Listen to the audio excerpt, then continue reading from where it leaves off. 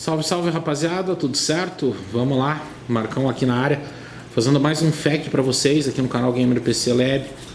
Vou trazer as perguntas que ficaram aí durante o final de semana lá na nossa aba de comunidade. Vou responder algumas, não todas, dessa vez tem bastante pergunta, tem algumas que já foram feitas. Vou procurar responder as que eu achar mais interessante, beleza? Vamos começar aqui pelo School PVP. Perguntou: amigo, pode dizer uma configuração custo-benefício para quem não entende quase nada, que dure 2 a 3 anos para jogar no alto? Olha, custo-benefício vai muito do que você quer, né? Não dá para dizer uma configuração só custo-benefício.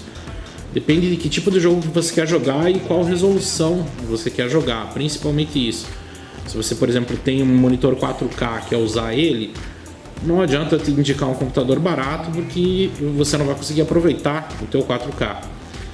De qualquer forma, eu acredito que é o seguinte: como tem o padrão 1080p, que é o que o pessoal mais usa hoje e vai ser ainda pelo menos acho que até os 2 próximos anos, digamos assim.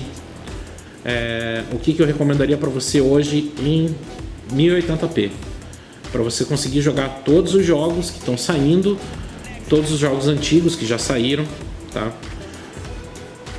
No mínimo uma RX 580 e uma GTX 1060. No caso, agora como a gente tem o lançamento da GTX 1660, poderia ser ela aí como indicada da NVIDIA, na placa da NVIDIA. A AMD eu ainda continuo achando que a 580 vale mais a pena que a 590, principalmente pelo consumo da 590, ela exige uma fonte muito mais forte e você vai ter problemas aí por causa disso, e também a diferença do preço dela não vale tanto a pena.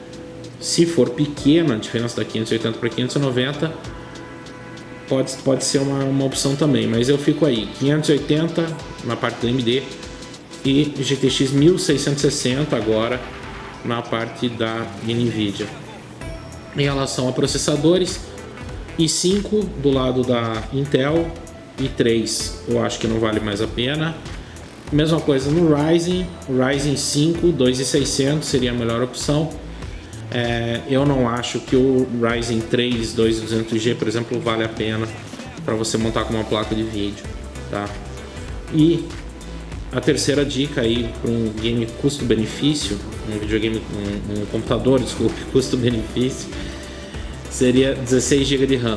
Não ponha 8, já ponha 16, a memória já está mais barata e você não vai ter problemas futuros, tá? 8 GB já está na tampa do caixão ali, não adianta mais querer montar computador com 8 GB. Minha opinião, tá? E de resto, peças boas, um bom HD, um bom SSD, se você quiser um SSD, por aí vai. Olá, podia falar sobre a temperatura das placas de vídeo, pois a minha opera acima de 80 graus sempre. Depende da placa de vídeo. Deixa eu ver que você colocou o setup aqui depois. Quem está fazendo a pergunta é o Motinha. Motinha. Então, vamos lá ver. É uma RX 580 8 GB da Power Color Redragon. Exatamente a mesma 580 que eu tenho e ela esquenta bastante. O que eu posso indicar para você é baixar essa temperatura aí de 80 graus. Aqui é a mesma coisa, funciona do mesmo jeito, esquenta do mesmo jeito. Faça um perfil de fã um pouquinho melhor, aí baixa o MSI Afterburner e tenta montar um perfil de fã com o fã um pouquinho mais rápido. Baixa um pouco a temperatura, ela vai segurar ali nos 70, 75, sem o fã fazer muito barulho ainda. O problema do fã dessa placa é que ele é meio barulhento, então você não vai ser fácil, tá? de acertar a temperatura, mas 80 graus também não tá nada demais, mas não, é bom não passar disso, tá? Juaninho BR, já fez algum teste em single channel versus dual channel utilizando o Ryzen 2600? Não, nunca fiz teste de single channel dual channel. Todos os testes que eu tenho no canal são gravados em dual channel e eu não monto o computador. Eu já falei isso até em alguns testes que eu fiz aqui, alguns vídeos. Eu não monto computador com single channel para jogos desde a plataforma 939, tá? Athlon FX. Eu não monto desde quando surgiu o Dual Channel, que inventaram o Dual Channel. Eu não uso Single Channel, sempre Dual Channel, tá? Então não testo, não testei e não pretendo testar, porque eu sou completamente contra montar computador para jogos com um pente de memória só. Se você não tem... mas dá diferença de preço. Pague os 40, 50, 60 reais que dão diferença de preço para colocar dois módulos de memória, tá? Mais uma pergunta aqui, Solve. Em relação à memória RAM, até quando compensa pegar uma memória com um clock maior, porém com uma latência mais alta? Ou seja, até que ponto a latência se torna mais desvantajosa do que o clock maior? 2400 série 14 ou 266 série 16? Olha, praticamente, na prática, a diferença é mínima.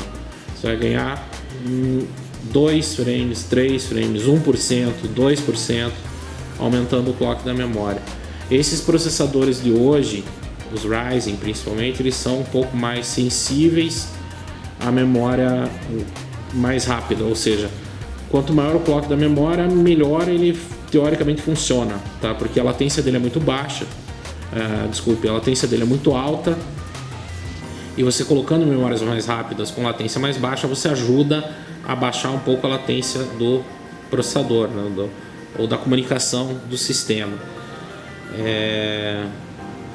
Resultado prático, já disse, é mínimo. Então, não sei se vale a pena, tá? Eu tenho memórias aqui 2400 CL14, tenho 233 CL13, 2666 CL16, 3000 CL15. Já testei várias vezes aí. Eu estou pretendendo fazer um teste desse tipo de latência versus clock aí com umas memórias novas que eu comprei. O resultado prático é mínimo, tá? Então, sei lá. Eu não pagaria muito caro, por exemplo, num pente 3600 ou coisa parecida, que é difícil de você achar até para vender. Sinceramente, eu acho bobagem, tá? Quem pode ter alguém que discorde aí do que eu tô falando, mas pra mim eu acho besteira.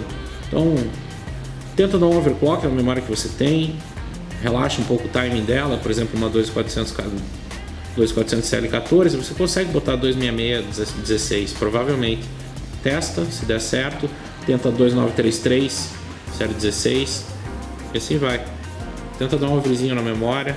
Se não se sentir segurança, você só deixa ela no XMP, no simples lá, e não se incomoda com isso, que não é isso que vai fazer diferença. Deixa eu ver aqui mais uma pergunta. Gabriel Santos, até quando o senhor acha que o senhor é boa, viu? Tá certo que eu tô velho, mas porra, não precisa me chamar de senhor também. Até quando o senhor acha que a 1060 de 6 GB vai aguentar a pressão do Ultra a 60 FPS? Depende de qual jogo, né, meu amigo? Mas eu acho que mais um ano a 1060 vai bem aí. Próxima leva de jogos que talvez ela comece a suar um pouco para rodar no Ultra ou alto, tá? Mas é uma ótima placa para 1080p. Continua sendo uma das melhores.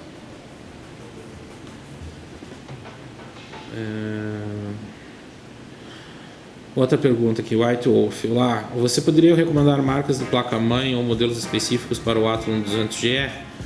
Qual que é a A320, tá? Vai te suprir bem. É um processador simples. Você procure uma A320 que tenha saída HDMI. Isso é importante. De resto, pode ser qualquer marca. ASRock, Asus, Gigabyte, quem mais que faz? MSI faz placa para Athlon, para AMD. Qualquer marca dessas. Uma placa simples, é uma 320, não precisa mais que isso. Mais uma pergunta. Diferentes marcas de memória RAM têm o mesmo desempenho ou a marca se sobressai? Uma marca sobressai sobre a outra. Sobressai sobre a outra ficou enrolado. Ugly Smile fez a pergunta aí. Então, depende da velocidade, mas tem marcas melhores. O que vai importar mais é a marca do chip da memória, nem ela em si. Porque são 3 ou 4, 3 fabricantes, eu acho que tem de chips, tem alguns chineses novos aí, mas tem o Hynix, tem Micron, normalmente são esses dois, e vai depender da qualidade do chip que tem nela. A velocidade, principalmente parte de latência, vai depender disso. Marca, prefiro a marca que dê garantia vitalícia. Por exemplo, HyperX é garantia vitalícia. Então, Corsair também, se eu não me engano, garantia vitalícia em memória RAM. Não tem por que você escolher outra marca aí por causa de preço, tá? A gente tem algumas marcas baratas, inclusive vou estar testando algumas aqui no canal mais pra frente. Matsu S661, o Ryzen 3 2200G segura, RX 570 4GB segura, mas vai depender do jogo. Um processador 4 núcleos, por exemplo, para Battlefield 5 ele não presta. Para Assassin's Creed Odyssey ele não presta, tá? É um processador muito fraco. Para esses jogos que exigem mais processador ele não vai prestar, ele vai acabar gargalando a placa. Uma hora ou outra vai acabar dando gargalo na placa. Se for para jogo mais simples, segura, tá? Paulo Ricardo, ao usar um SSD primário para sistema e programas e um HD secundário para jogos, o desempenho continua o mesmo comparado se colocar os jogos também no SSD? Só vai, cara, SSD e HD, a única diferença que vai te dar é tempo de loading, mais nada, tá? Eu procuro sempre colocar um SSD e um HD nos computadores que eu tenho aqui, todos estão assim, tá? Pelo fato de que você colocar separado o sistema operacional dos jogos, por exemplo, o sistema operacional, os programas no SSD e os jogos instalados no HD. Fica mais fácil de você precisando formatar a máquina, você não precisa ficar fazendo backup, etc. Você pega, formata o SSD, reinstala o sistema operacional e depois só manda a Steam ou os outros programas reconhecerem os jogos que já estão instalados no HD, ele vai buscar lá no HD e vai reinstalar tudo automaticamente. Fica mais fácil por isso. Desempenho, a única diferença que vai te dar é tempo de loading só, mais nada. Não vai ganhar frames, não vai dobrar frames, não vai dar stutter, não vai fazer mais nada, tá? Talvez ajude às vezes quando você tem travadas por causa de acesso no HD, mas isso é muito raro de acontecer e acontece mais quando você tem falta de memória RAM. E daí não vai fazer muita diferença você ter SSD ou ter jogos no HD, porque ele vai dar stuttering do mesmo jeito, porque ele vai buscar a memória no HD ou no SSD. São dois sistemas lentos perto da memória e vai acabar na hora de fazer o swap de arquivo de swap, né, buscar o arquivo de memória virtual, vai acabar dando uma travada. Então, em relação a isso, não tem diferença. Que mais aqui? Pedro H. Economizo e pego um Ryzen 5 1600 ao invés do 5 2600. Pago mais um pouco, mais no R7 1700 para ter um pouco mais de folga em jogos multitarefa. Pelo preço dos três estão hoje, R5 1600, não pense nem duas vezes, o resto esquece. Você não tem o R7 1700, muito difícil de achar para vender. O R5 1600 está fácil de achar para vender. E o 2600 por 1600 a diferença é pouca. Se a diferença de preço for pouca, vai no 2600. Se for a diferença que está hoje, que o 1600 está custando R$600, não tem nem que pensar em outro processador, tá? Compra ele, fica com ele, espera, por exemplo, sair uma terceira geração agora que está para sair aí do Ryzen. Aí você vê como é que vai ser a performance desses novos. Numa dessas você troca já por um de terceira, tá? Você acha que o Pablo mandou uma pergunta. Você acha que 1060 3GB vai ter fôlego para os lançamentos desse ano? Já não acho que vai ter. E de todas as placas que eu tenho aqui da Nvidia, a única, né, dessa geração, todas as que saíram, eu só não tenho a 1080 e a 1060 3GB, porque eu não vi vantagem em comprar nenhuma das duas. A 1080 por causa do preço e a 1060 3GB por causa dos 3GB. Então eu já achava ela uma placa ruim há 2 anos atrás, hoje eu acho ela uma placa péssima, tá? E vamos lá para a última pergunta, que o Noob Playando está participando de novo. O que você recomendaria para jogos mais pesados? R3 2200G, B350 ou 16GB, ou R5 1600 ou 2600 a 328 GB? Nenhuma das duas. Me desculpe, não dá para você ficar fazendo um jogo. Por exemplo, para que você vai colocar um 2200G numa B350? Não faz sentido. Então, das duas aí, faz uma combinação das duas configurações. Pega um R5 1600, uma B350 e 16 GB de memória. Isso seria você gastar bem o seu dinheiro. Qualquer outra das duas opções aqui, você vai estar gastando, você vai estar fazendo bobagem. Vai estar gastando um pouco menos, talvez, mas gastando mal, tá? Bom, rapaziada, então é isso. Perguntas respondidas. Espero ter respondido da melhor forma para vocês. Se vocês gostaram do FAQ, deixem um like aí para que a gente tenha esse feedback, para poder fazer mais vezes esse tipo de vídeo.